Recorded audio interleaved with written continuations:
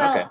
Well, the other thing is I noticed, I don't know whether you observe the same thing, is that communist used to be kind of like a dirty word. I mean, maybe because the propaganda or something. But I think the younger generation, they don't see communists the way that older generations do. I mean, just to look at, I mean, you are a young person, and then Jackson Hinkle and Danny Hayfang, I think you probably know these people. I mean, they're all pretty much more or less saying they themselves are some kind of communists. At least they're sympathize the communist ideology and the movement, etc. Is that your observation? So the younger generation in the U.S. that's much more acceptance of this concept of communism. Yeah, our parents' generation were taught from the time they were small children that communism is the enemy, communism, anything bad is communism. Our generation, we haven't been taught that. We've been taught that communism is this idea and the Soviet Union fell and it doesn't work. And so just don't worry about it. That's kind of what we've been taught. And our generation is increasingly interested in communism and learning about communism.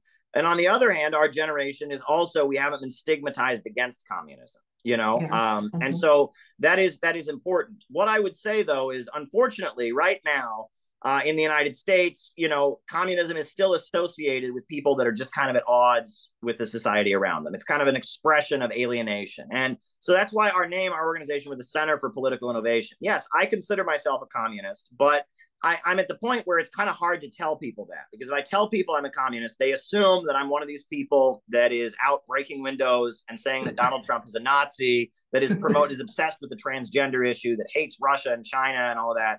And so it's a little bit confusing. But Marxism, Leninism, these theories are really important. Socialism is really important and all of that. And we have to be strategic about the messaging. But overall, the inoculation against communism, it used to be such a big part of U.S. society and U.S. culture, that's faded. That's largely faded. People are interested in communism. People want any solution. Things are getting bad, right? It used to be very good in the United States. We used to have a very high living standard. Things are going downhill very rapidly, and people are looking for any possible answer and solution. Yeah. Talking about situation. What's your take on Tucker Carlson's firing? Well, I mean, look, I disagree with Tucker Carlson on many points. I mean, what he said about immigration, I don't agree with. A lot of the things he said about China over the years, I don't agree with. But those things are not why he was removed from the airwaves. Tucker Carlson was removed from the airwaves because he was criticizing the escalation in Ukraine. He was removed from the airwaves because he talks about Julian Assange and the U.S. government's efforts against Julian Assange. He was removed from the airwaves because he actually defended the group of Black communists in Florida that are indicted and facing 10 years in prison as Russian agents or whatever. He was the only voice on mainstream American television that was criticizing the drive toward war and the drive toward a police state in the United States. And that's why he was the most popular TV program. He was the most popular television program. No primetime TV host had more views and more people watching him. Millions of people watched him every night because he was saying things that no one else had the courage to say. And so because of that, they removed him from the airwaves. And it wasn't a market decision because the advertising revenue that he was bringing in for his network was massive. It was a political decision. He was removed politically. And that's why that's what I wish people would understand. The internet is very good at getting people to focus on what they disagree about, right? But at the end of the day, whatever I disagree with Tucker Carlson about, that's not why he was removed. He was removed for the good things he was doing. And that we need to focus on these kinds of understandings. There's a real polarization, and some forces in the United States support Julian Assange and some forces oppose him. Some forces in the United States want to send more weapons to Ukraine, and some people oppose that. Some people in the United States are speaking up about the Black communists who've been indicted, and some people are ignoring the case. These are the real dividing lines. And I've noticed that every ideology is divided.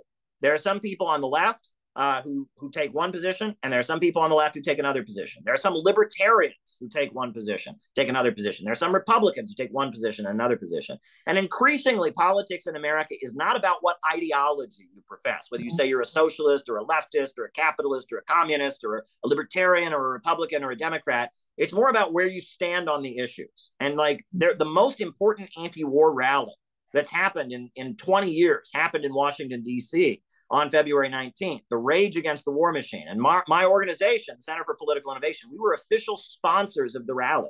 right? We were listed, and we did a very good reception afterwards with Scott Ritter and other voices. And that was important because it was libertarians, it was socialists and leftists like us. It was also Republicans. It was many people from across the political spectrum who, regardless of their views, came together to oppose the drive toward war, to support dissidents and Julian Assange, to oppose the police state. And that's really important. It's these kind of formations that are really important, where people come together to take a solid anti-imperialist position, an anti-war, anti-police state position. That's what's important right now. We need a united front around these issues that really matter. Yeah, in other words, Tucker Carlson is the only dissenting voice in the mainstream media. Now it's gone, right?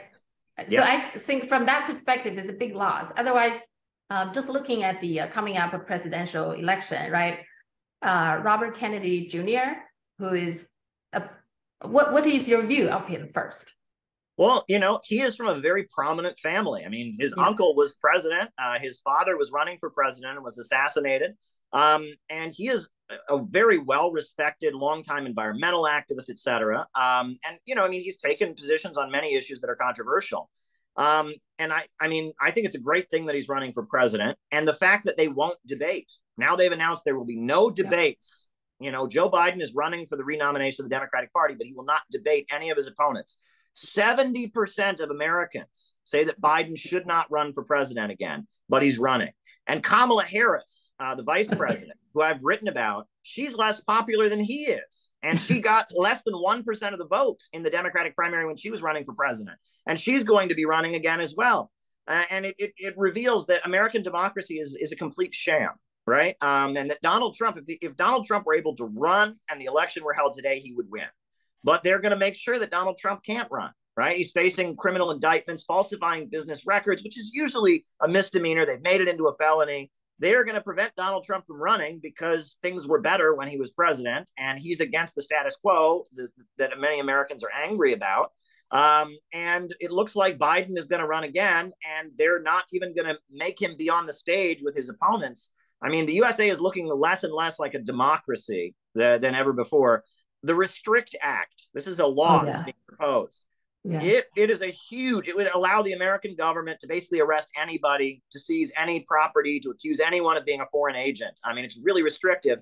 And they're using it, they're trying to pass it on the grounds, they say that TikTok, the app TikTok is a front for China. It's a Chinese conspiracy somehow. And so on that basis, they want to pass this huge repressive law that would basically make it illegal. And make it almost impossible to speak your mind and criticize the government on social media. Yeah, I mean, it's very unfortunate because I would think that Tucker Carlson would be the one who interviews Donald Trump and Robert Kennedy Jr., giving them some platform for them to get their message out. But now he's gone, so I wonder whether the mainstream will give them anything, for these kind of candidates. The USA is polarizing very quickly. Are you with the status quo or are you against it? There's not as much room. It used to be, when Bush was the president, but then there were the Democrats that were opposing him. You had voices like Michael Moore and such. But now increasingly in the United States, you're either with them or against them, right? Yeah. And there's not room for people that are part of the political establishment, maybe on Fox News or maybe members of Congress, to say, well, I'm part of the American establishment, but I think they should do this differently. There's not room for that. They're beginning to march in lockstep. Yeah, there is no dissenting voice anymore. The establishment supports, so it's very unfortunate. The thing that got me interested in politics is really the nonstop lying and the smearing about China. I mean, the whole Xinjiang genocide thing, it really drives me crazy. Because when I was growing up in China, the minorities have a lot of advantage. They have a lot of privileges. One of the most important one is the college entrance exam. I don't know if you know that. The college entrance exam in China is extremely important. It's a little bit like a SAT, but it's much more so. Because the SAT is one of the many criteria, but in China, that entrance exam is more or less determine whether you can go to college and what type of college you're going. Now, for minorities, they will get extra points for that, which is a big advantage, considering how important that test is. And they get extra points simply because being a minority, including Uyghurs, including Muslims, etc. Just one of the many advantages that they have. And from that, you're telling me all of a sudden the Chinese government decided to do a genocide. It just doesn't make any sense. So even though I haven't been to Xinjiang, I can't say I was there or not, but based on my own experience, it doesn't make any sense.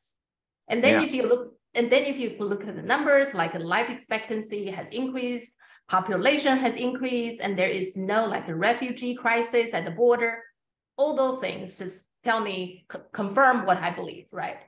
Sure. But yet they kept constantly talking about things, among other things. This is just the most outrageous one, but there are other things. And so that is when I said, well, this is just ridiculous. So, and also I was checking out some other self-media people, and then I had some interaction with them. Then they said, well, why don't you start your own? My purpose, like I told you in the email, is that to be a bridge. I also find that people in China, lots of time, they still have this idea, you know, US is perfect in all kinds of ways. They would never lie, you know, the media would never lie, and et cetera, et cetera. So I figured, well, since I'm here, I read English, and, you know, I do a lot of analysis when I was working. So I just gather some information with the different articles and books, et cetera, and then summarize them and make a show.